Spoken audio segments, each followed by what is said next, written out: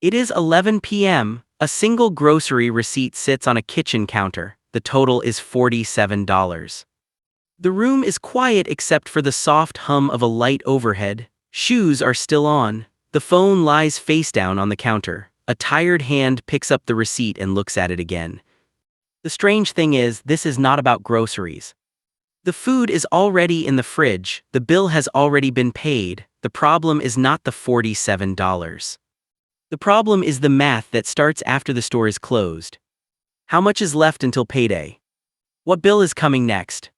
How much can be moved without causing another problem later? The receipt is only a piece of paper, but somehow it feels heavier than it should. Because it is not really about food. It is about the gap between what comes in and what stays. The maths was never the problem was what the math meant. Now meet three people. All three are 24 years old. They live in the same city. They earn almost the same amount of money. But when they get home from the grocery store, their nights look very different. One checks their bank balance twice, moves $200 back into checking and goes to sleep. One opens a spreadsheet they started months ago and still has not finished. The third does nothing, not because they are lazy, not because they do not care. Deep down, they believe the numbers will somehow fix themselves. The difference between them is not income. It is what they do in the quiet moments when nobody is watching. At zero, the financial system feels like weather, something that happens to you. Marcus had a habit. Every month he moved money out of his checking account. Every month he moved it right back. The transfer always felt like the right thing to do. The return always felt safer.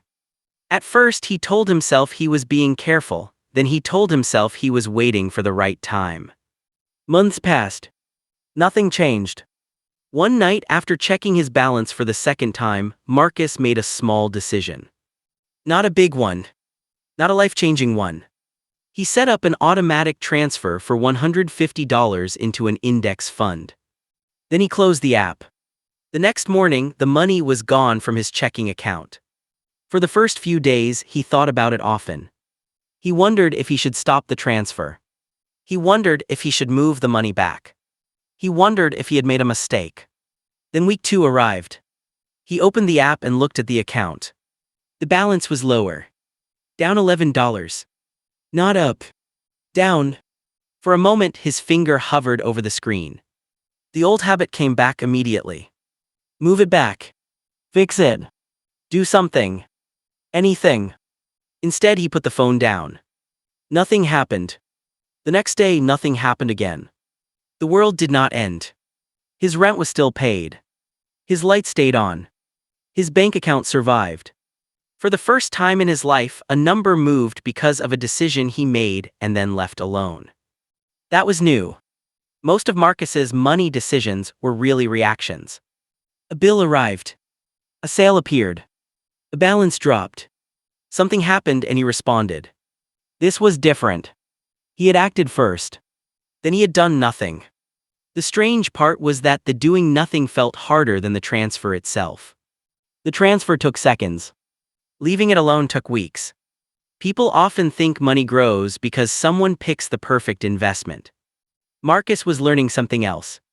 The first step was not finding the perfect thing. The first step was learning not to pull the plant out of the ground every morning to see if it was growing.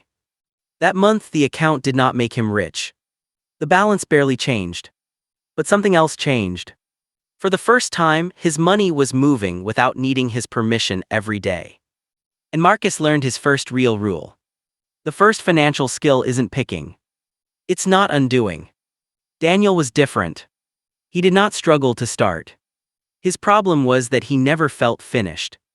The spreadsheet on his laptop had been open for years. Every few months he added new numbers. A new savings goal. A better budget. A different retirement estimate. Everything was organized. Everything made sense. And by year 3, Daniel was doing almost everything right. His retirement account was growing. His emergency fund was full. He had no consumer debt. No credit card balances. No late payments. No financial disasters waiting around the corner. From the outside, it looked like success. The kind of success people are told to chase. One evening, Daniel sat at his desk and ran the numbers again. 10 years. Just 10 more years of doing exactly what he was already doing. The spreadsheet calculated everything. The result appeared on the screen. $94,000. Daniel stared at the number. Technically, it was good news. 10 years earlier, he would have been excited. Now it felt different. He leaned back in his chair and imagined his future. Another year. Then another. Then another. Saving. Budgeting. Being responsible. Following the plan. The number would keep growing. Slowly. Steadily. Correctly. That was the problem. Nothing was broken. Nothing needed fixing. The plan worked. It just did not go very far. Daniel earned more money than his parents had ever earned. As a child, he thought that would feel like safety. Like freedom. Like arriving somewhere. Instead, he still felt nervous when unexpected expenses appeared. A car repair. A medical bill. A few bad weeks at work. The fear never fully left. Not because he was failing. Because deep down, he knew how little space existed between where he was and where he could fall. The strange thing about ceilings is that most people expect to hit them with a crash. Daniel didn't. His ceiling arrived quietly. It looked like another normal day. Another healthy account balance. Another responsible decision. Another year of progress. It wasn't a crisis. It was a hallway with no doors. He could see exactly where the path led. The numbers were clear. The future was predictable. And for the first time, that predictability felt less like comfort and more like a trap. The spreadsheet remained open on the screen. The plan was still correct. But Daniel could not stop thinking about one question. What if doing everything right was only enough to stay where he was?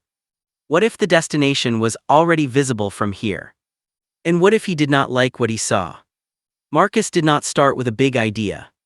He did not quit his job. He did not take huge risks. He simply built one small asset. For some people, it might have been a digital product. For others, a rental room. For someone else, a weekend consulting job. The form did not matter as much as the purpose. It was something that could earn money without asking for every hour in return. At first, the results were almost easy to ignore. The asset brought in about $180 a month. Not enough to change his life. Not enough to impress anyone. After taxes, bills, and groceries, it barely seemed important. But Marcus kept working on it. Not every day. Not perfectly. Just consistently. Month after month, the income grew. A little more traffic. A few more customers. A few more sales. The numbers moved slowly at first. Then they started moving faster. By month 14, the asset was bringing in $2,300 a month. The money mattered. But something else mattered more. One Saturday morning, Marcus woke up and reached for his phone. Sunlight was coming through the window. The apartment was quiet. No alarm clock. No manager. No work shift waiting for him. He opened the account and saw that the balance had increased overnight. Someone had paid while he was asleep. Marcus stared at the screen for a moment. Not because of the amount. Because of what it meant. For his entire adult life, money and time had been tied together. An hour worked meant money earned. No hour worked meant no money earned. That was the rule. At least that was the rule he had always believed. Now the rule was breaking. The account had moved. But Marcus had done nothing. No clock in. No shift. No overtime. Just sleep. Something changed in his mind that morning. He stopped thinking only in paychecks. He started thinking in systems. Instead of asking, how many hours will this take? He started asking, can this work without me being here? Time looked different now. Hours no longer felt like something to sell. They felt like something to use. Something to invest. Something to choose. 5 years after staring at that $47 grocery receipt, Marcus looked at his net worth. The number on the screen was $112,000. Years earlier, that number would have felt impossible. Like something that happened to other people. People with better jobs. Better luck. better connections. Now it belonged to him. Not because he worked every minute. Because he built something that could keep working after he stopped. And that led to his second rule. The first passive dollar doesn't change your account. It changes what you think time is for. Sarah started later than the others. For years, she believed things would work themselves out. She paid her bills. She showed up to work. She tried her best. Whenever money felt tight, she told herself next month would be easier. Then one day she realized that next month had become next year. And next year had become several years. So she started changing things. Slowly. Carefully. Not with a huge plan. Just with better decisions. The hardest ones were not about money. They were about people. The first test came with a group trip to Cancun. The group chat exploded with excitement. Flights. Hotels. Beach photos. Everyone seemed ready to go. Sarah looked at the numbers. She could make it work. Technically. But she knew exactly what would happen afterward. The credit card balance. The stress. The weeks of trying to catch up. So she said no. The messages kept coming. But something felt different. The replies to her own texts seemed slower after that. Maybe she imagined it. Maybe she didn't. A few months later came her cousin's destination wedding. Another invitation. Another difficult conversation. Another no. Nobody argued with her. Nobody yelled. The disappointment was quieter than that. It showed up in shorter conversations. Missed updates. A feeling that she was standing just outside the circle. Then came the birthday dinner. The restaurant where the bill somehow always ended up split evenly, even when everyone ordered different things. Sarah already knew how the night would end. She looked at the menu online. She looked at her budget. And she stayed home. 3 decisions. 3 no's. None of them felt good.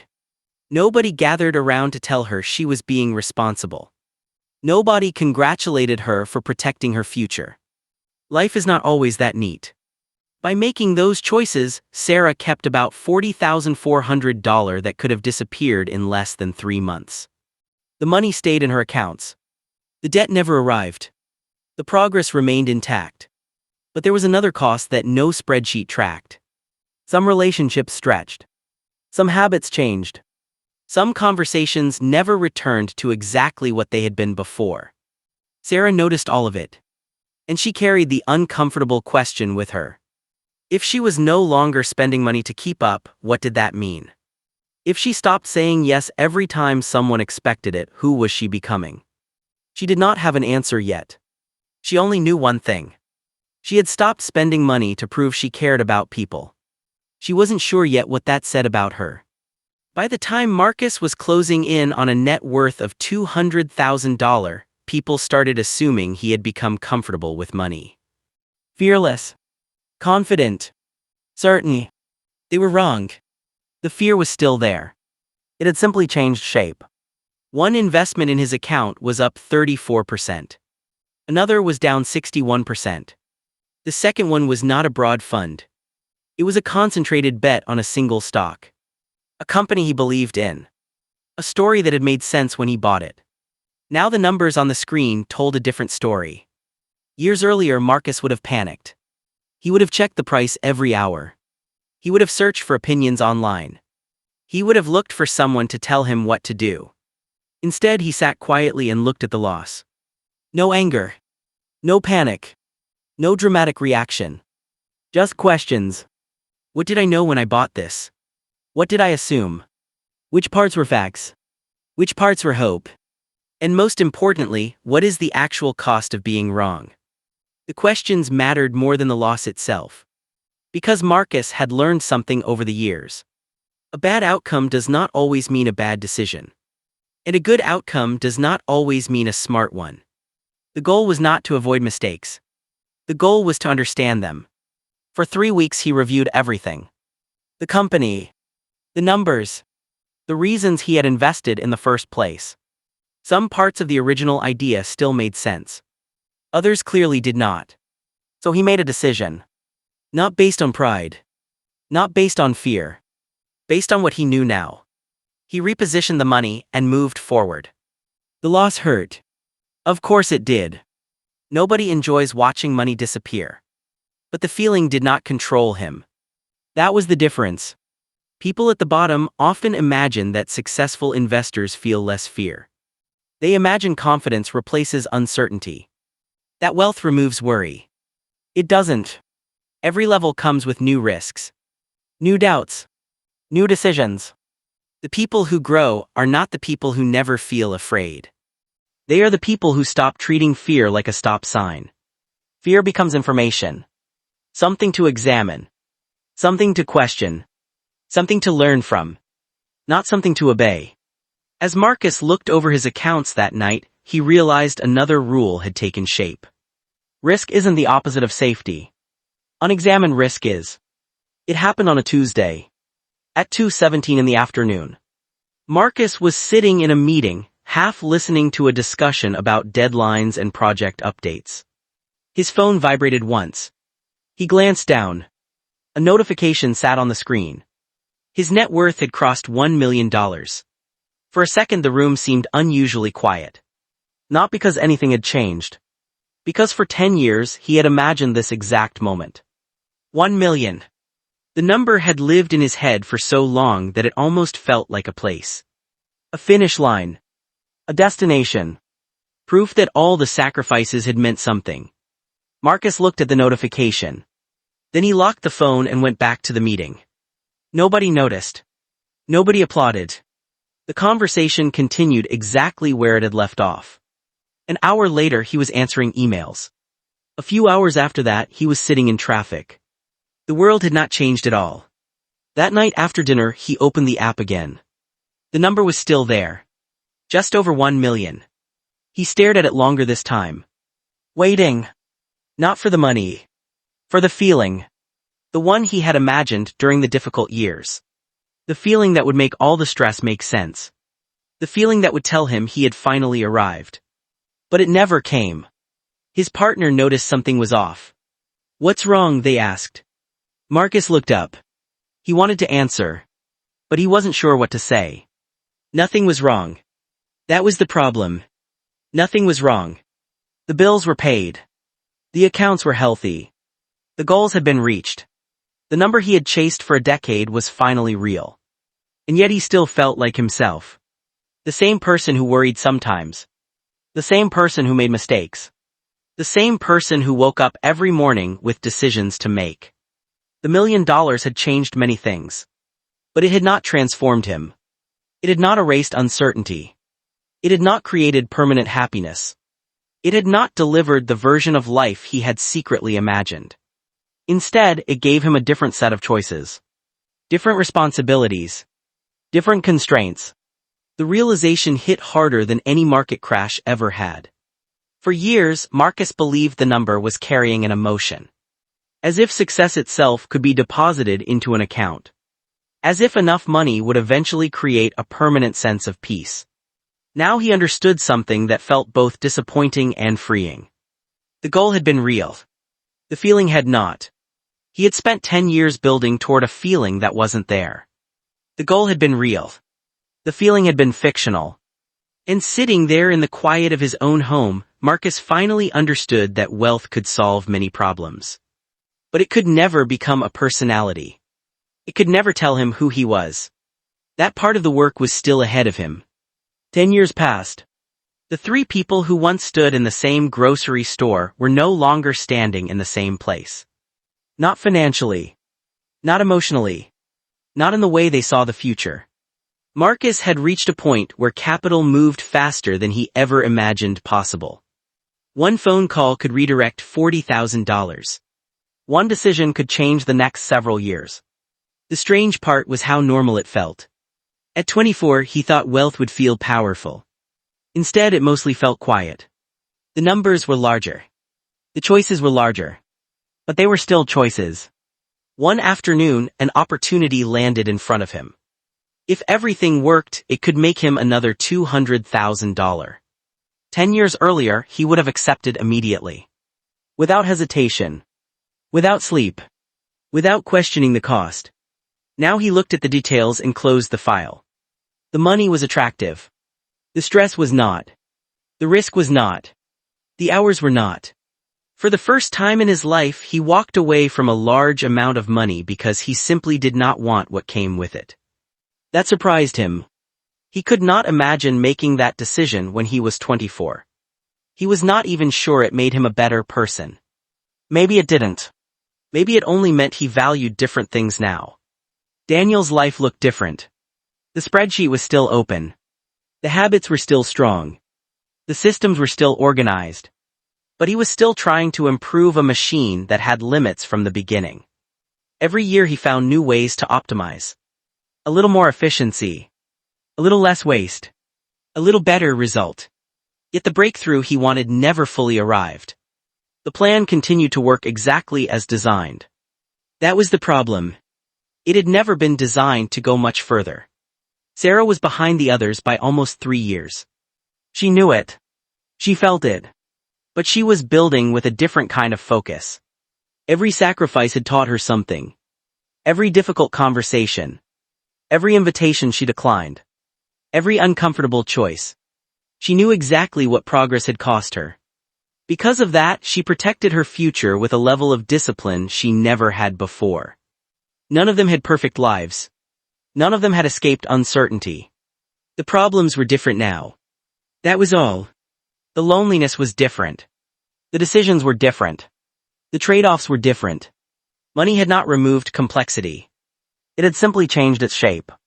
And after 10 years, one final rule became clear. At a certain altitude, money stops being the score. It becomes the silence everything else happens inside of. It is 11 p.m. A grocery receipt sits on a kitchen counter. The fluorescent light hums overhead. A phone rests face down beside a set of keys. A young man stands there, shoes still on. 24 years old. Doing math in his head. The total on the receipt is $47. He stares at it longer than he needs to. Not because of the groceries. Because of everything else. The bills. The paycheck. The space between where he is and where he wants to be. He does not know it yet, but we do. We know about the years ahead. The account balances. The mistakes. The opportunities. The plans that work. The plans that don't. We know about the Saturday morning when money appears while he sleeps. We know about the 3 difficult no's that save thousands of dollars and still cost something real. We know about the investment that falls hard and the fear that follows. We know about the Tuesday afternoon when a number finally reaches 7 figures and somehow changes less than expected. Most of all, we know about the distance. Because that is what he cannot see from here. Distance. The space between one decision and another. The space between the person he is today and the person he becomes. Right now, all he sees is a receipt. A small number. A small moment. An ordinary night. That is how almost every important change begins. Not with a breakthrough. Not with certainty. Not with a dramatic turning point. Just a person standing alone with a choice that seems too small to matter. Years later, it will be impossible to separate the money from the decisions that created it.